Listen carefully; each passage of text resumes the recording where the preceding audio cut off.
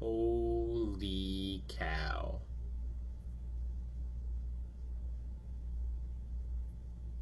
Hey guys, Pieguyrulz here.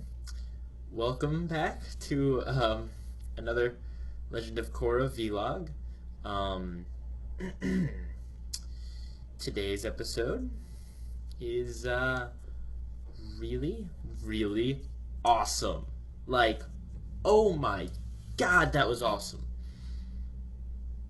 That was cool. I wish every episode could be like this. Like, this is it. This is Avatar. This is what Avatar is. This is must see TV. This is intense. This is, just like you see things that you wouldn't see. There's all sorts of character tension, and the bad guy does things, and just I mean, this is it right here. And stuff's building. It leaves you with that OMG ending.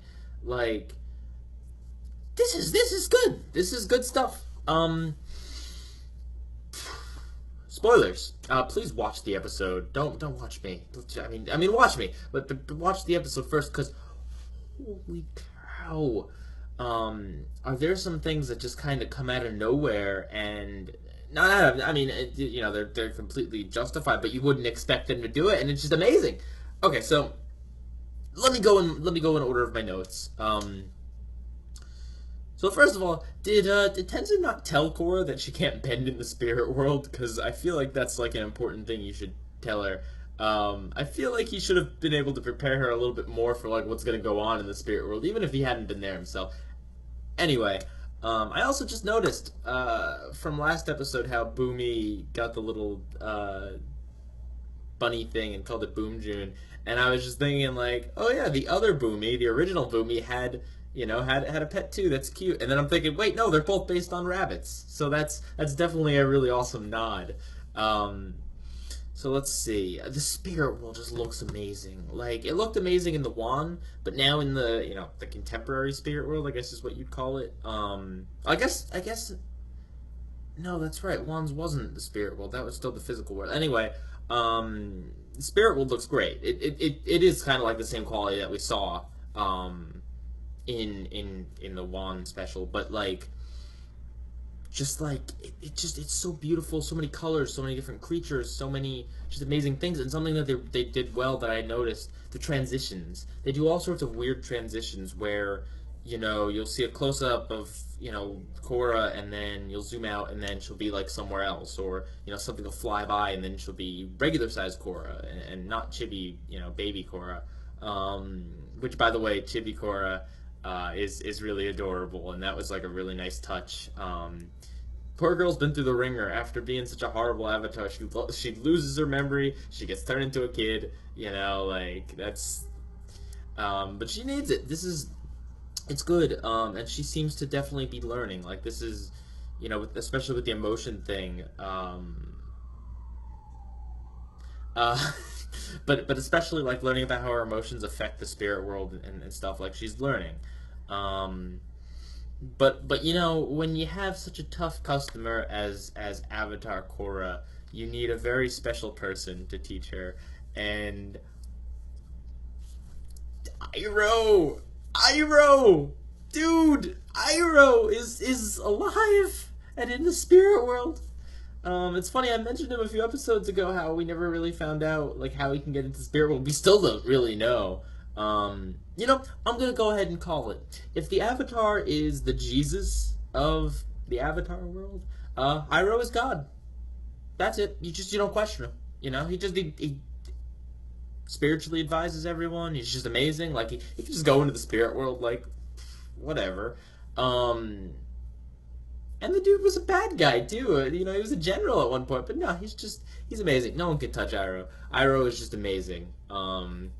And of all the characters that I'd want to see again, Iroh, you know what? I couldn't be more happy seeing Iroh, because he's like one of the ones you'd expect to see the absolute least. Him and Sokka, I guess. Because Zuko's alive, Katara's alive, and we've seen her. We've seen a little, just tiny bits of Aang, because spiritual Avatar connections and stuff. But you really wouldn't have expected to see Iroh, and to see him, and it's just like, he's great. Like, that was awesome. I saw that, and they went to commercial, and I was just like, holy God, was that just amazing? Like, um, so let's see. Oh, and we get the spirit library too. In addition to Iroh, like this is how you do throwbacks to your old series. You don't make it dependent on knowing the old series, but you put in these little nods and show how they changed and stuff. And Iroh's changed. He looks a little bit different and stuff, and that's cool. Like it's development, growth. But the library, it's cool to see the owl guy again. Like that's pretty awesome. He was a pretty memorable and interesting character. At the library guy, I don't remember his name, the guy who decided to stay behind in the library, like, to mention him was amazing, because we never really, it is kind of ambiguous, like, did he die there, was he able to just stay in the library, like, well, he died and his bones have survived, but I guess, when you go to the spirit world, bones are just kind of there, they're not gonna, like, wither or anything. Anyway, wow, yeah, so that was cool to see that. And the foxes, and I'm sure the same fox that helped Jinora was the same one that helped Aang. I like and they had a nice little bit of comedy with the little man in the radio, and a bit of knowledge. Like what Jinora said is actually true. It is electromagnetic waves that's how you hear audio. That's how you're hearing me. So that's cool. Like that was what was amazing about this episode, is that not only was it just amazing and entertaining and stuff, it's like, they dropped that little bit of knowledge. You've got Iroh kind of giving spiritual wisdom of, like, listen, look on the bright side. And it doesn't sound preachy when it comes from Iroh. It just sounds like good advice. Like, that's what's great, is that it's like, I don't feel like, they're preaching to me. I feel like, yeah, man, Iroh knows what he's talking about. I should look on the bright side. He's a great role model. Great guy. So... what else? Oh, and then Unalaq. Like, I genuinely wasn't expecting him to show up in this episode. So when he did, was just like really, oh man, and just they made him so menacing to Jinora, and like, she's this little girl and she can't bend, so she's basically defenseless. And he comes up to her and he's like, really creepy and weird, and like.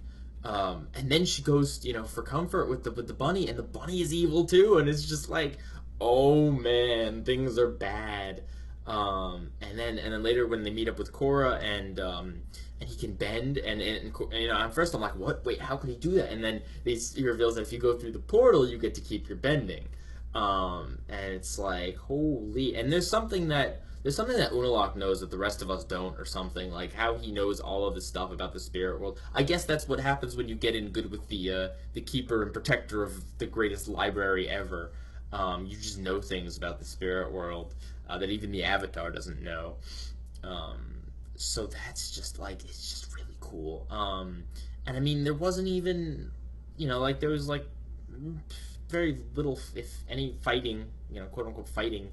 But it's what I wanted from the show. I just wanted something visually stunning. I wanted to see something amazing, and this is it. There was no Bolin and Mako and Asami and Republic City and none of that stuff. This is pure spirit world, pure fantasy. There's no, there's not really any reality here, other than the fact that you can take the lessons learned and bring them into reality. And just, this is it. That is why I am positive that it was the technology and the trying to make it feel, not modern, but relatable, moderately relatable, like within the past 100 years or whatever. You lose something, you lose it. And I had the hypothesis before, but I am certain now, because the best episodes we've gotten are the ones that don't focus at all on that, or even a little bit. And the writers seem to know this, at least, or they've learned it, because it's like, if we had spent part of this episode going back to Mako's sting and all that, and even though I love Varric and stuff, it's just like, if we had spent a part of this episode doing that, the episode would not have been as awesome. Like, that's just a fact. Well, I guess it's an opinion, but you know what I mean. Like, it takes it away, and I just, that's why this episode was great. And I do also like that the parallel is that once again, there is an astrological event, the harmonic convergence, that's going to power up our big bad, giving our hero, the Avatar, a due date, or a date by which she has to kind of get her stuff done. It's very, cool how it parallels Aang's journey in that way. So in summation, Unalaq has become a really awesome villain. Like, he's still kind of one dimensional, but he's doing things. He's acting. He's threatening. He's scary, and that's cool. Like, I felt like he would have killed Janora, or took away her soul or whatever. He would have. He totally would have. He may have. He might still. So yeah, we've got our villain acting awesome. We've got our hero, seems to really learn something, and we've got this beautiful landscape of which we see, and just everything is just amazing. And even a little bit of comic relief at the beginning with Tenzin and his siblings, and the owl and everything, and then that ending, like, when that is such good acting. Whoever does Tenzin, where he's like he's like, what, where is my little girl? What is, and he's not like blaming her or anything. He's not accusing her or anything. It's just such a scared statement. Such a not like, bring her back here. Like, what happened? Like, so concerned, and just, I felt it. I don't have kids. Like, I don't know what that's like. I've never lost anyone like that. But you feel it. From his voice, like, you just know. And Korra's expression just says it all. And so yeah, just great episode. I hope we continue this streak. Yeah. So Pieguyrulz out.